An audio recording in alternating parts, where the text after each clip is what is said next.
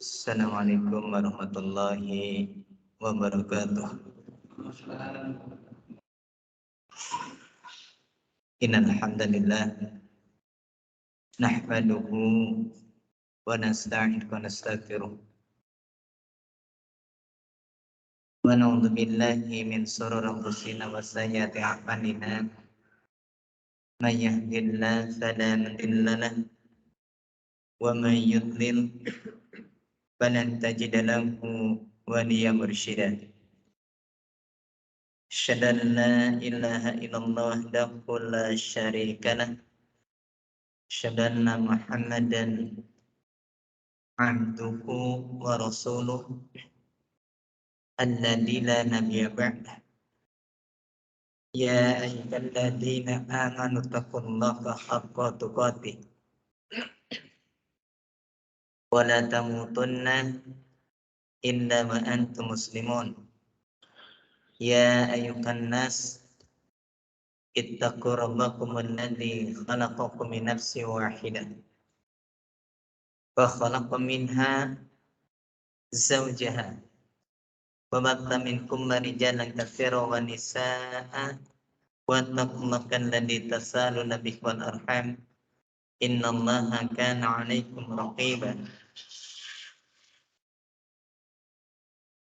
Ya ayyuhalladzina amanu taqullaha wa qulu qawlan sadida yuslih lakum a'malakum wa yaghfir lakum dhunubakum wa may yuti'illaha wa rasulahu faqad faza fawzan 'azima. Amma ba'd. Alhamdulillah bi ni'matihi tatimmu shalihat. Kita hari ini melanjutkan kajian kita. Kemarin kita masih membahas tentang ar-rishwah, yaitu tentang suap. Di antara perkara yang diharamkan oleh Allah Subhanahu wa taala adalah rishwah, yaitu suap menyuap. Kemarin pun tadi disampaikan pula tentang hukumnya dari rishwah, definisi rishwah, kemudian dosa-dosa rishwah. Maka yang selanjutnya kita membahas tentang asbabur rishwah. Sedikit tambahan catatan, apa di antara sebab-sebab orang terjatuh ke dalam rishwah? Maka di sini sebagaimana yang ana nukil di dalam kitab, yaitu kitab Jarimatur Rishwah karya Fadilatul Syekh Muhammad bin Abdurrahman. Beliau mengatakan bahasanya min asbabi rishwah, di antara sebab-sebab rishwah. Ini bicaranya di antara, berarti tidak seluruhnya dicantumkan di dalam catatan beliau. Maka yang pertama adalah Dini dari Rashi wal Murtashi, yaitu lemahnya rasa keagamaan bagi yang menyuap dan yang disuap. Jadi yang menjadikan sebab orang itu terjatuh di dalam rishwah, di dalam suap menyuap itu karena memang mereka ini rasa beragamanya kurang, lemah. Rasa beragamanya itu lemah, kurang. Sehingga orang yang seperti ini, dia tidak terlalu peduli dengan masalah-masalah yang bersifat diniyah. Maka orang yang seperti ini, pikirannya itu tidak selalu dihubungkan dengan syariat. Makanya kalau orang yang dia itu kurang dari sisi dinnya, maka dia akan mudah terjatuh ke dalam perbuatan-perbuatan yang haram. Ini yang pertama. Ini sebagaimana dikatakan bagaimana mereka itu orang-orang yang lemah pemahaman agamanya, orang yang rasa beragamanya kurang, itu cenderung tidak mau mentadabburi ayat-ayat Allah, tidak mau mendengarkan nasihat-nasihat yang berkaitan tentang syariat-syariat Allah Subhanahu wa taala. Padahal kemarin sudah jelas di dalam surah Al-Baqarah 188 Allah mengatakan wala taqulu amwalakum bainakum bil batil wa tudlu bika ilal hukam litakulu fariqam min amwalin nas bil ismi wa antum ta'lamun. Kata Allah Subhanahu wa taala, Janganlah kalian makan harta-harta di antara kalian dengan cara yang batil. Dan kalian kemudian membawa persoalan harta tersebut kepada penguasa, kepada hakim. Tujuannya litakulu fariqan min amwalin nas, tujuannya agar kalian memakan sebagian dari harta-harta manusia bil ismi dengan cara yang dosa. Wa antum ta'lamun, sedangkan kalian mengetahui. Sengaja dia bukan haknya, dia datangkan persoalan itu pada hakim. Setelah dihakim, kemudian dia menyuap petugas pengadilan tersebut untuk memakan harta saudaranya dengan cara yang batil. Ini yang salah, ya. Ini yang keliru. Ya. Jadi seperti itu. Dan ini tidak pernah diperhatikan. Kenapa? Karena merasa, itu kan urusan agama. Orang sekarang banyak terjadi kok. Masyarakat sudah terbiasa. Yang lain begitu, masa kita nggak ikutan? Nah, karena perasaan beragamanya ini kurang, ini yang menjadikan orang mudah terjatuh ke dalam riswah. Padahal sudah jelas di dalam ayat Quran ada larangan untuk berlaku riswah. Begitu pula di antaranya dalam hadis Rasulullah SAW yang kemarin pun sudah disampaikan dari sahabat Abdullah bin Amr bin Al-As. Beliau mengatakan, la'anna Rasulullah sallallahu alaihi wasallam ar-rashi wal murtashi. Rasul itu melaknat, kata Rasul, Allah melaknat kepada siapa? Ar-rashi wal murtasi. Orang yang menyuap dan orang yang disuap. Dua-duanya sama. Yang menyuap dilaknat, yang disuap pun dilaknat. Nah, ini contohnya. Kemudian rasa beragama yang kurang tersebut, perasaan terhadap agama yang kurang tersebut menjadikan mereka mudah terjatuh dalam perkara yang haram.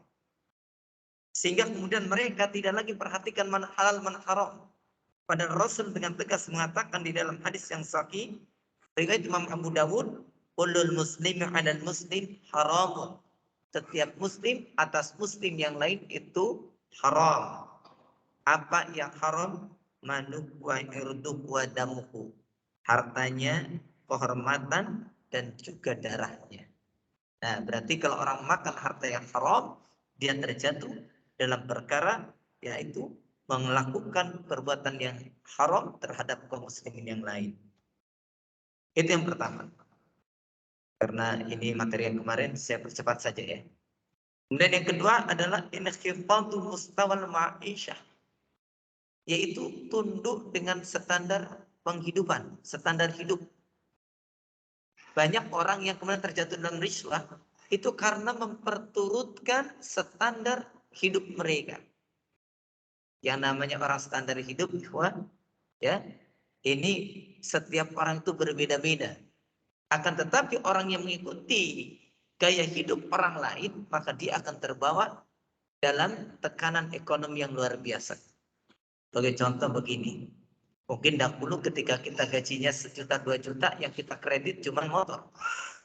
Begitu kemudian setelah naik gajinya 5 juta, lalu kemudian kita naik, yang kita kredit adalah kendaraan yang biasa. Asalnya mungkin motor. Setelah jadi 5 juta Avanza. Setelah kemudian 10 juta ganti Avanzanya menjadi Fortuner. Setelah itu Alphard. Wah, itu sudah repot. Ketika untuk memenuhi kebutuhan bulanan yang membengkak tersebut, maka mereka mencari jalan apa saja. Bagaimana caranya menutupi kebutuhan bulanan? Termasuk lewat riswah. Nah, ini yang berat, ikhwah. Yang berat itu ini untuk mengikuti gaya hidupnya, standar hidupnya yang menjadikan orang terjatuh ke dalam riswah. Jadi kalau kemudian kita lihat sekarang ini banyak praktek suap, memang seperti itu karena gaya hidup kita ini, ikhwan. Gaya hidup kita ini yang luar biasa. Kalau nggak percaya kita lihat, buktikan ya. Sekarang ini banyak orang yang kemudian memaksakan untuk memiliki sesuatu yang sebenarnya dia nggak mampu. Ya, motor masih layak pakai. Tapi karena lihat ada yang modelnya lebih kuat, lebih mewah, dan lagi ngetren di jalanan, akhirnya terpaksa dia mengambil. Bukan karena kebutuhan, tapi karena keinginan. Jadilah dia kemudian terpaksa untuk memenuhi kebutuhannya, mencari jalan yang haram. Di antaranya adalah apa? Mencari jalan lewat suap menyuap. Ya, nah ini yang terlarang ya.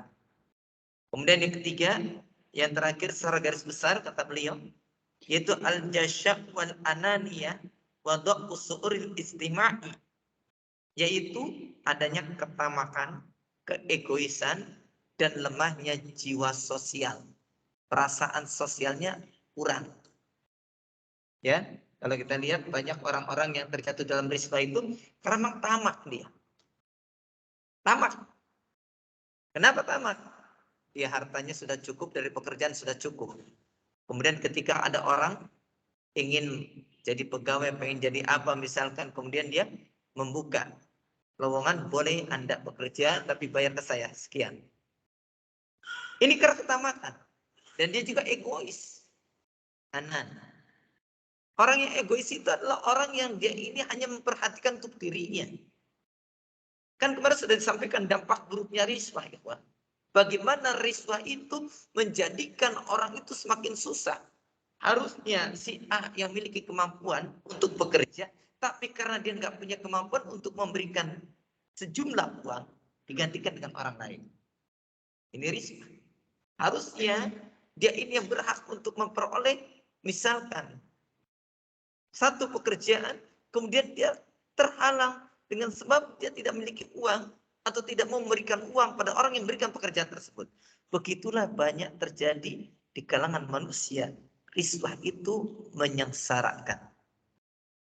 Termasuk kalau kita lihat banyaknya praktek seperti itu, akhirnya masalah perizinan, masalah apa saja susah sekarang. Kalau tidak menggunakan riswah, kalau tidak menggunakan suap, ya semuanya serba terhambat. Kita perizinan bikin apa saja susah. Ini gara-gara praktek riswah. Adapun obatnya, ya, sebagaimana yang pernah saya sampaikan pula sebenarnya, pertama adalah harus yaitu makrifatu ya tauhid asma'illah wa sifat. Dia mengetahui tentang tauhid asma wa sifat, juga tentang keimanan. Ini penting. Yang pertama. Kenapa? Orang yang riswah itu biasanya karena tidak kuat tentang tauhid asma wa sifatnya. Dia tidak merasa bahwasanya Allah itu adalah As-Sami yang Maha mendengar, Allah adalah Al-Basir yang Maha melihat. Sehingga ketika dia melakukan riswah, dia hanya menghindari pandangan manusia. Tapi dia lupa ada yang mengawasi dia, bukan hanya manusia. Ketika ada orang yang berwenang, dia tidak berani untuk menyuap. Ketika ada manusia menyaksikan, dia tidak berani menyuap. Tapi ketika nggak ada, dia berani menyuap. Padahal Allah Subhanahu wa taala tetap mengetahui apapun yang dia lakukan. Ya. Jadi seperti itu. Ya. Yang keduanya bahasanya al-qanaah. Orang pengen menjadi tidak terjatuh dalam riswah, jadilah orang yang selalu qanaah. Merasa cukup dengan perkara yang sedikit. Kalau orang itu kemudian tidak merasa cukup dengan perkara yang sedikit, maka dia tidak akan pernah merasa kenyang. Kurang terus. Nah, untuk menutupi kekurangannya tersebut, maka dia akan mencari jalan. Dengan cara apa? Bagaimana caranya dia memperoleh uang yang banyak. Entah dengan jalan yang sesuai syariat atau tidak.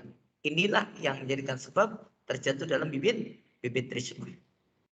Kemudian diantaranya adalah syukur nikmat. Harus banyak syukur dengan nikmat Allah Subhanahu wa taala. Kemarin sudah saya sampaikan. Bahasanya ketika menyampaikan tentang yaitu harta yang paling berharga bagi manusia. Saya sampaikan ya. Di mana ya saya sampaikan ya? Di sini enggak ya? Jadi saya menyampaikan tentang 3 perkara harta yang paling berharga bagi manusia. Kata Rasulullah SAW ketika Rasul ditanya di dalam hadis dari sahabat Sauban, riwayat Imam Ahmad. Beliau ditanya, "Ya Rasulullah, ayul mali khair ittakhadnaku." Ya Rasul, harta apa yang paling baik yang kami hendak dan harus mengambilnya? Yang kami mesti untuk menyimpannya.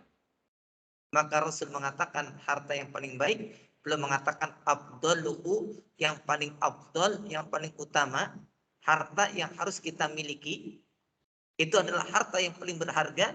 Maka beliau mengatakan pertama lisanan dzakiran, lisan yang berzikir. Lisan yang banyak berzikir.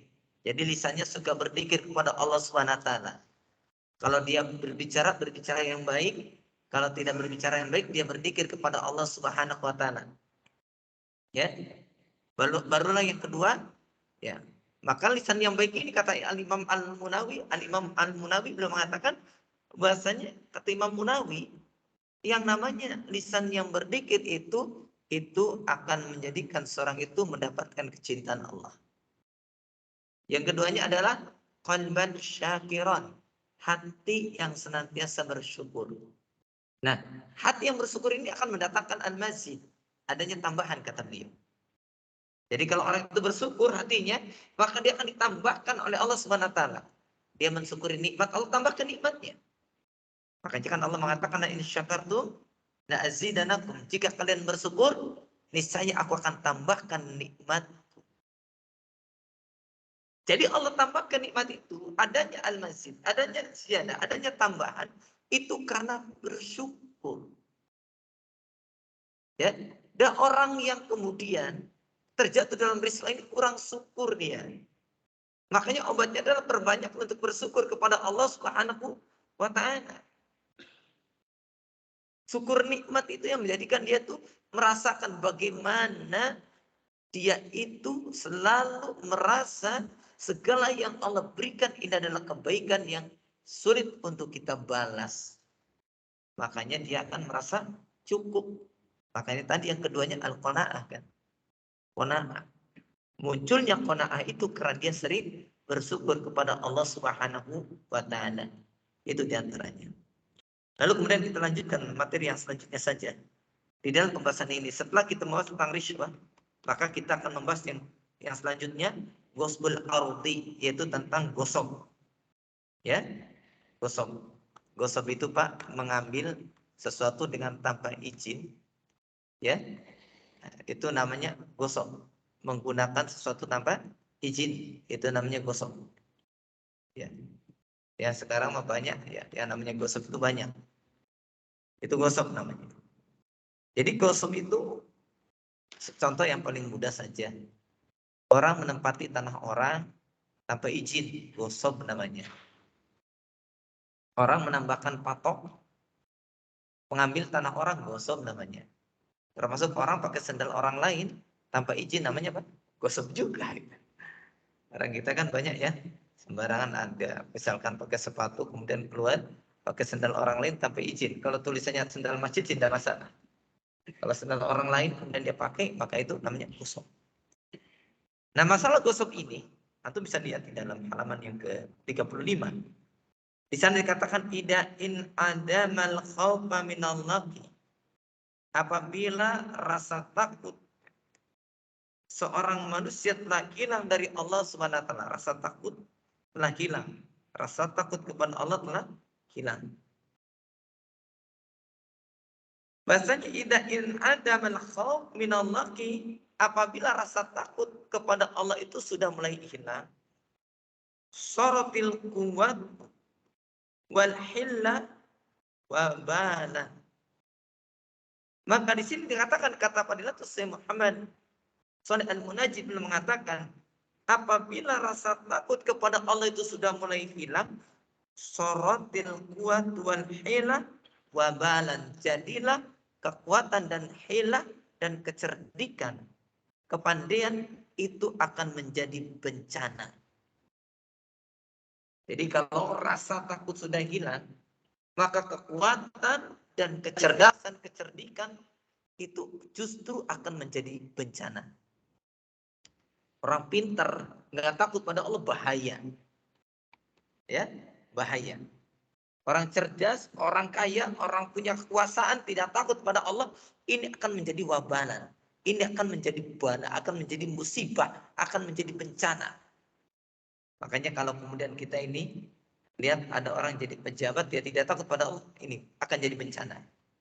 Kalau ada orang yang dia pintar, kemudian dia tidak takut kepada Allah Subhanahu wa taala, rasa takutnya kecil, maka ini akan jadi bencana. Atas siapa? Ada sahibiha, atas pelakunya, atas pemiliknya. Yastakdimuha fidulmi, maka dia akan menggunakannya untuk kedoliman. Makanya kan ada orang yang kemudian pinter tapi suka apa? Suka minterin orang. Ya, dia pinter tapi ternyata kepintarannya bukan untuk kebaikan tapi untuk menipu orang. Ini bencana, ikhwan. Dia punya kekuatan, dia punya kekuasaan. Kemudian ternyata rasa takutnya kepada Allah kurang, maka dia akan jadikan kekuatannya, jabatannya, kedudukannya itu untuk mendolimi orang. Itu kalau tidak takut kepada Allah Subhanahu wa taala. Maka di sini dikatakan yastaqdimu hafidhul, maka dia akan menggunakannya untuk apa? Untuk kedoliman. Kan wad ilyad wal istila ala amwalil akharin. Seperti meletakkan tangan atau menguasai atas harta orang lain. Maksudnya mengambil harta orang lain, menguasai harta orang lain. Mentang-mentang dia ini ya merasa punya kuasa. Kemudian harta orang lain dia ambil sewenang-wenang, rampas. Gosok namanya. Ya. Wa min dalika ghasbul arad. Dan dengan sebab itulah kemudian dia pun melakukan gosok terhadap milik orang lain. Gosok, merampas, mengambil, menguasai, itu namanya gosok. Menggunakan harta orang lain, itu namanya gosok. Wa uqubati dzalik bi ghayati syiddah. Maka hukuman dari gosok itu adalah puncak dari hukuman yang keras. Jadi kalau kita menguasai harta orang lain, menguasai milik orang lain, karena kita merasa kita punya kekuatan, kita punya power, kita ini punya kecerdasan, kepandaian, akhirnya menipu. Dan sekarang banyak kejadiannya, ya yang kemarin sudah saya sampaikan, misalkan ada orang ini, dia tahu, ya di desa-desa itu banyak yang tanah tidak pakai sertifikat, cukup dengan kikitir. Kemudian karena kita ngerti tentang masalah tanah, akhirnya kita datang ke sana bikin sertifikat atas nama kita. Ya, maka yang seperti ini namanya gosok. Atau kemudian zaman dahulu kan orang tua cuma bilang tanah kita itu sepetak ini. Akhirnya kita bikin sertifikat nambahin ke tanah orang lain. Karena orang lain dahulu tidak menggunakan ukuran. Nah yang seperti ini gosok. Atau ada tanah orang lain kosong, kita gunakan tanpa izin, itu namanya gosok. Dan ini yang banyak kan? Banyak. Kita jualan asal menempatkan jualan di mana saja. Itu juga tanpa izin, termasuk perkara yang berat, gosok. Ya, ini perkara yang berat. Makanya di sini pun dikatakan Fa'an Abdillah bin Amr, Fa'an Abdillah bin Umar, marfu'an. Maka dari Abdullah bin Umar secara marfu. Di sana dikatakan man akhada minal ardi syai'an bi ghairi haqqi. Barang siapa yang mengambil tanah ya dari tanah dengan tanpa haknya, khusiba bihi yaumil qiyamah ila sab'i ardin, maka dia akan dibenamkan pada hari kiamat tersebut sampai pada 7 lapis bumi. Dibenamkan oleh Allah Subhanahu wa taala. Anda mengambil sejengkal tanah. Karena kalau kita ngambil sejengkal tanah juga ikhwan, itu pada hakikatnya gak usah jauh-jauh. Satu jengkal kita ambil, itu hakikatnya kita ngambil sudah banyak sekali. Diukur lihat. Berarti kalau kita menguasai 1 meter, berarti kalau sampai ke bawahnya milik kita kan? Milik kita. Walaupun sedikit, hanya 1 jengkal juga sama ikhwan. Jadi kita mengambil hak orang itu bukan sejengkal sebenarnya. Banyak, karena sejengkal itu dari atas sampai ke dasar bumi itu adalah akhirnya kita kuasai dengan tanpa hak. Ya. Ini hadis ini diriwayatkan oleh Imam Al-Bukhari. Bisa dilihat di dalam kitab Fathul Bari pada juz yang kelima, hadis yang 103. Lalu kemudian dikatakan wa an Ya'la bin Murrah radhiyallahu an, dari sahabat Ya'la bin Murrah marfu'an secara marfu. Beliau mengatakan ayyuma rajulin dolama sibron minal ardi. Siapa saja laki-laki yang mendolimi dengan mengambil satu shibron, satu jengkal dari tanah, kalafahullahu an yahfirrahu, maka Allah akan membebankan bagi dia untuk yahfirah, untuk menggalinya. Di Tabrani, di dalam riwayat Imam At-Tabrani, an yahdurahu, yaitu hendak dia disuruh untuk menghadirkannya. Jadi kalau dia mengambil satu jengkal saja, maka Allah akan membebani dia dengan cara disuruh digali tanah tersebut terus sampai ke bawah. Bayangkan. Digali sampai ke dalam perut bumi. Hatta akhir samil ardin, sampai pada 7 lapis bumi. Digali semuanya. Dikeluarkan tanahnya. Coba bayangkan oleh kita. Summa yutawiduhu, kemudian Allah akan mengalungkannya pada dia yaumul kiamah, pada hari kiamat, hatta yang dia bainan nas, sampai diputuskan hukum di antara manusia. Ketika manusia itu sedang menunggu hisab, tukang gosok yang mengambil satu jengkal tanah milik orang lain, suruh gali, hasilnya itu dikalungkan pada lehernya. Bayangkan betapa beratnya kita dikalungi dengan tanah 7 lapis bumi. Berat. Itu saking beratnya gosok. Makanya kita jangan sembarangan gosok, ya. Kita usahakan untuk tidak melakukan gosok. Kalau mengukur tanah yang jelas, ya, maka kemudian, oh ini batas tanah kita, patok tanah kita. Maka jangan mungkin kita mengambil yang bukan hak kita, enggak boleh. Ya. Wayadkul fidalika, dan yang masuk ke dalam masalah gosok itu adalah tagyiru alamatil aradi, yaitu merubah tanda-tanda tanah.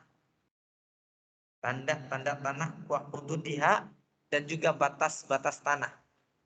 Tanda tanah kalau kita lihat di BPN itu suka dikasih patok-patok, kemudian kita rubah, geser sedikit. Ya, itu termasuk gosok. Faiwasi ardhah, kemudian dia meluaskan, melebarkan tanahnya sendiri. Kaplingan, ya. Begitu kita bikin, akhirnya kita bikin, ya, pakai rumah orang, pakai halaman orang, itu namanya gosok. Yang sering kita lihat lakukan itu, kita ini punya rumah di komplek pas-pasan. Akhirnya karena kita punya mobil, ikhwan, gerbangnya nggak muat, kita ngambil jalan. Itu juga nggak boleh. Itu nggak boleh. Atau kita ini karena rumah kita ini masya Allah minimalis, ya, dan sangat minimal asli, ya, kanan kiri sudah milik orang. Tapi karena kanan kiri ini misalkan rumah kosong, tanah kosong, akhirnya kita ngepres bikin tembok. Setelah itu kemudian gentengnya melebihi dari batas tanah kita, itu pun gosong. Dan itu tidak boleh. Banyak yang gitu kan? Banyak. Ya kalau kemudian misalkan gentengnya nggak sampai ke tetangga kita pun, aliran airnya kena tetangga kita. Itu tidak boleh, ikhwah. Itu mendolimi tetangga. Harusnya jangan begitu. Kalau kita mau seperti ini, ya sudah ganti. Berarti genteng dari belakang ke depan, atau dari depan ke belakang, ke tanah kita. Jangan ke samping yang kemudian airnya jatuh. Ini pernah kejadian di satu perumahan. Ada salah satu tetangga itu ribut. Gara-gara apa? Tetangganya bikin rumah lantai 2. Yang tetangga sebelahnya ini sering pecah gentengnya. Karena apa? Karena yang dari atas ini, dari atas yang lantai 2, genteng tetangga kadang ada yang jatuh. Masuk ke rumah orang. Ya gimana nggak masuk ke rumah orang? Karena miringnya ke arah kanan dan kiri. Harusnya kan jangan begitu. Kalau mau seperti itu, tembok saja sudah kasih talang kan begitu. Harusnya begitu. Nah ini kelihatannya sepele. Tapi dalam Islam ini perkara yang besar. Makanya kalau kita kembali mengikuti aturan Islam, insya Allah tetangga dengan tetangga akan saling baik. insya Allah hak-hak tetangga akan terpenuhi. Tidak akan terjadi lagi adanya yaitu kedoliman sebagaimana yang terjadi pada zaman sekarang. Kemudian dikatakan ala hisami jarihi, atas batasan yang dihitung oleh tetangganya.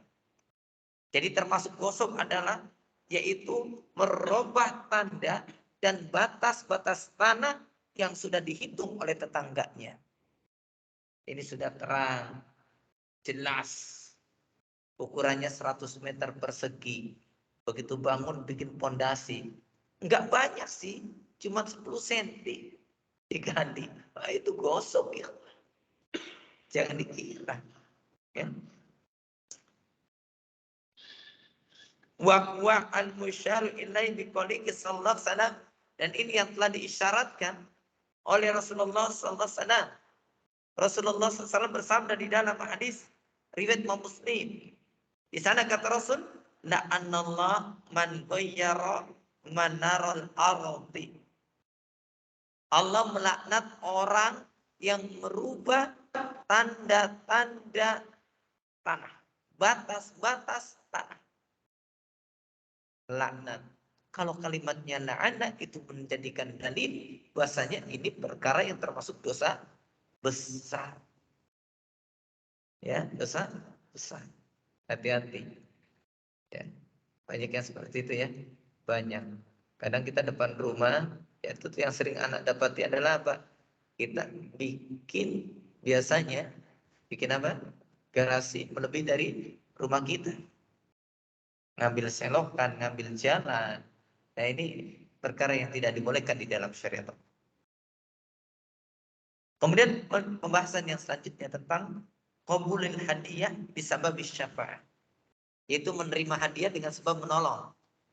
Nah ini permasalahan ini cukup pelik itu. Menerima hadiah dengan sebab dia menolong. Dengan sebab apa? Membantu orang. Nah ini. Yang ini ada yang memukul rata. Pokoknya kalau kita bantu orang nggak boleh nambah hadiah. Ada orang mogok. Ya. Mogok mobilnya kita dorong. Terima hadiah nggak boleh. Kayak begitu. Secara apa? Secara mutlak ada yang mengatakan demikian. Walaupun sebenarnya tidak secara mutlak. Di sini dijelaskan nanti ya. Pertama, tentang menerima hadiah dengan sebab membantu orang lain. Ini dikategorikan sebagai perkara yang dilarang di dalam Islam. Apa di antara dalilnya? Kita lihat nanti ya. Maka di sini beliau pun menjelaskan al-jah wal makana bainan nas. Yaitu jabatan dan kedudukan di antara manusia. Beliau memulai dengan kalimat al-jah. Kedudukan, pangkat, ya. Al-makanah, kedudukan, ya, al-jah, pangkat, jabatan. Jabatan, kedudukan di antara manusia, min ni'amillahi 'alal abdi.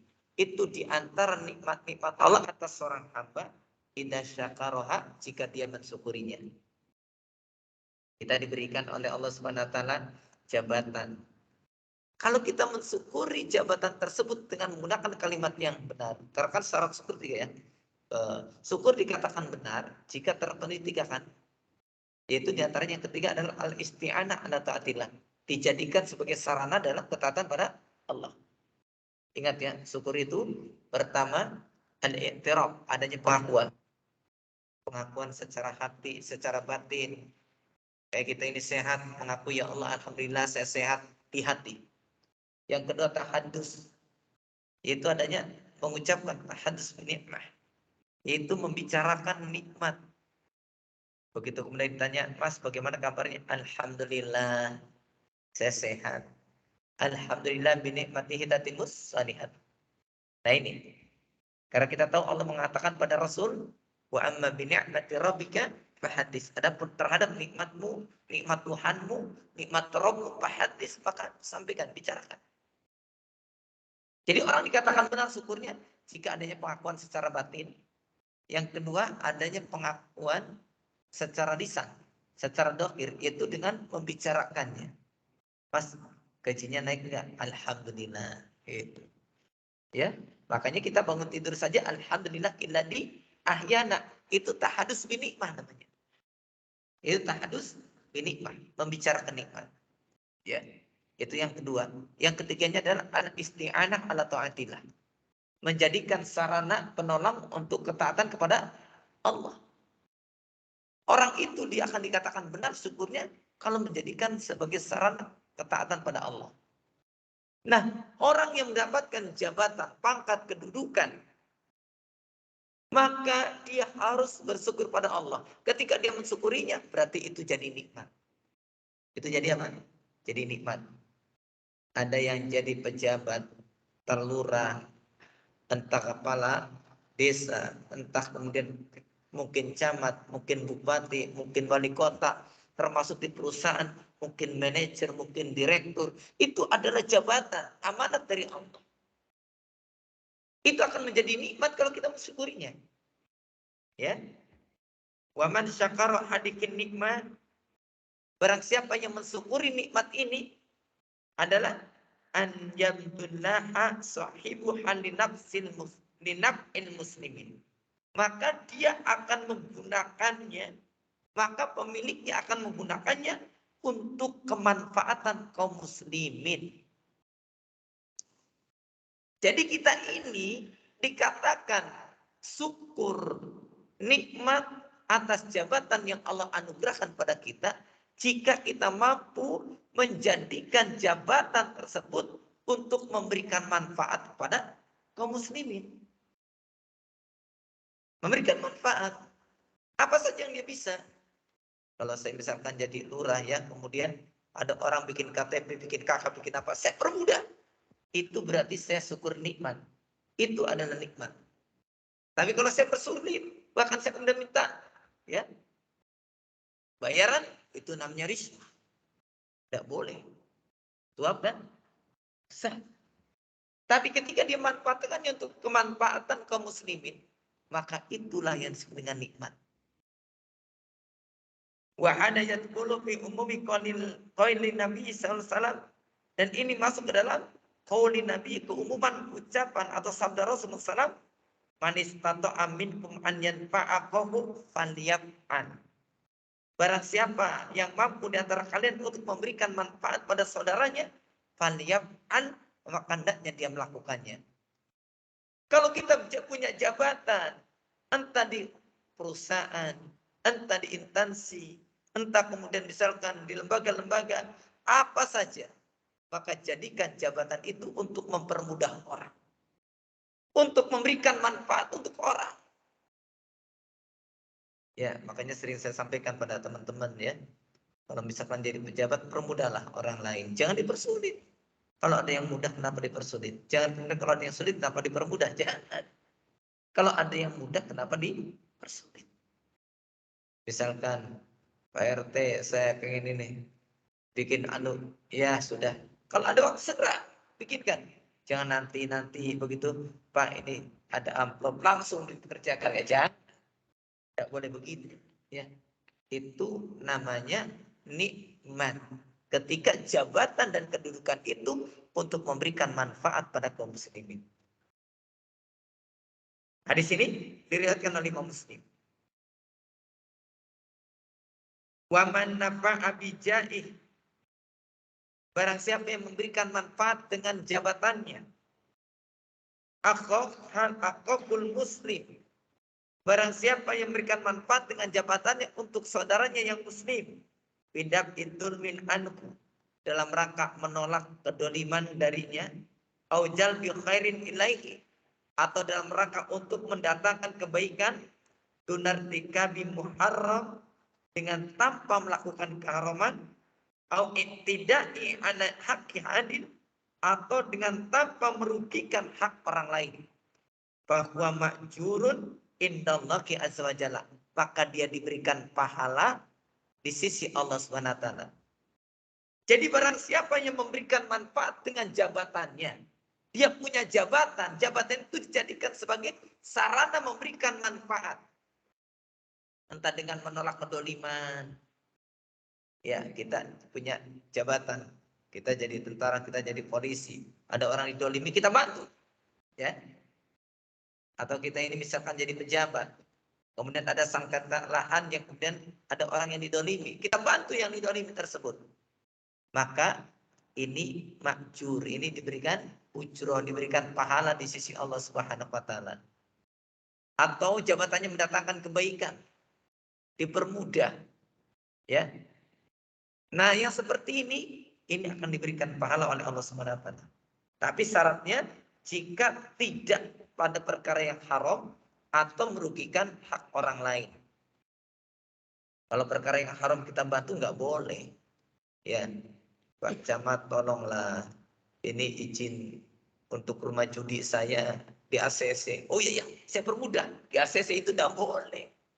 Karena itu mah perkara yang haram. Ya, ini tolong rumah ibadah saya gini nih. Kita bangun masjid, kita bangun pondok, bangun apa? Ya sudah, saya permudah. Islam itu perkara yang baik. Pondoknya pondok yang baik. Bukan pondok yang merusak. Bukan pondok yang kemudian mengajarkan perkara-perkara yang menyalahi syariat. ACC. Enak kan? Begitu seharusnya. Ya. Ini mungkin kita bingung. Nah, apa kaitannya dengan menerima hadiah ya? Ini belum selesai materinya. Lalu dilanjutkan di sana dikatakan itu indah khalasat niyatuhu, apabila niatnya ikhlas.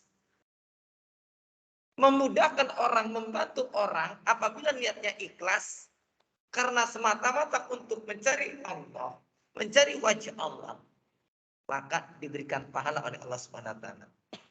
Kama akhbaru andalika Nabi sallallahu alaihi wasallam biqolihi, sebagaimana yang dikabarkan dari Nabi sallallahu alaihi wasallam dengan sabdanya, kata Rasul, isfa'u tu'jaru, berilah pertolongan, tu'jaru, kalian akan diberikan ganjaran.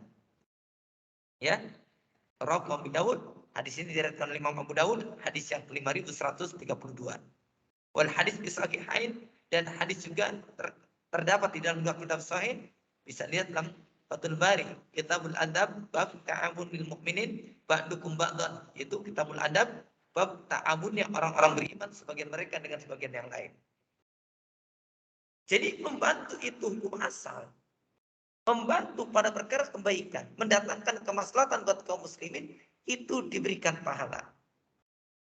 Tapi diterangkan wala yajuzu akhdi muqabil ala hadis syafa'ah wal wasithah. Tapi tidak boleh menerima imbalan atas pertolongan dan perantaraannya itu. Ya, seperti contoh kita ini misalkan bantu orang, ya, Pak Bapak kan di ini ya, misalkan di bagian catatan sipil, tolong saya mau bikin kakak, saya bikin ini. Akhirnya kita bantu, ya sudah yuk, permudah caranya. Ini caranya loh, ini alurnya ini, sudah selesai. Kemudian kita nggak terima hadiah, tidak menerima imbalan, maka itu yang benar. Tapi kalau kita menerima imbalan dengan sebab membantu orang tersebut karena jabatan kita, maka yang seperti ini, ya, orang yang seperti ini tidak boleh. Makanya dikatakan la yajuju akhdi muqabil ala hadiki syafa'wan wasithah. Tidak boleh mengambil imbalan atas pertolongannya ini atau perantaraannya ini. Wa dalilu maja'an Abu Umamah radhiyallahu anhu marfu'an. Dan dalilnya adalah apa yang datang dari Abu Umamah radhiyallahu anhu secara marfu'. Beliau mengatakan man syafa'a li hadin syafa'atan. Barang siapa yang menolong seorang dengan satu pertolongan, fa'ahdalahu hadiyah alaiha. Kemudian orang yang ditolongnya memberikan hadiah. Pak, terima kasih ya. Kemarin sudah dibantu. Alhamdulillah. Bapak kan bagian pencairan dana. Ini saya sudah dibantu nih. Ya, diberikan pencairan dana. Sudah saya kasih hadiah atas Bapak. Faqabillah aminku. Kemudian dia menerima dari hadiah tersebut. Faqad ata baban adiman min abwabi riba. Maka sungguh dia telah mendatangi satu pintu yang besar dari pintu-pintu riba. Ya, hadisnya rawahu Ahmad dan dicantumkan dalam kitab Sahihul Jami, Hadis yang 6292. Kita punya jabatan, kita punya kekuasaan. Jabatan dan kekuasaan kita itu ternyata digunakan untuk tadi mencari tambahan. Setiap bantu ternyata kita dikasih hadiah, terima. Itu tidak boleh. Tidak boleh. Itu sama saja kita memanfaatkan jabatan kita.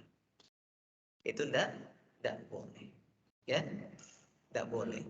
Nah, yang seperti ini termasuk perkara-perkara yang dilarang di dalam syariat Allah Subhanahu wa taala. Masih ada sebenarnya sedikit lagi, tapi sudahlah karena sudah habis waktunya. Insya Allah akan kita lanjutkan pada pertemuan yang akan datang insya Allah. Baik, itu saja yang bisa saya sampaikan. Syukran, jazakumullah khairan. Wallahu a'lam bishawab. Subhanakallahumma bihamdika asyhadu an la ilaha illa anta astaghfiruka wa atubu ilaik. Akhirul da'wana alhamdulillahirabbil alamin. Wassalamualaikum warahmatullahi wabarakatuh.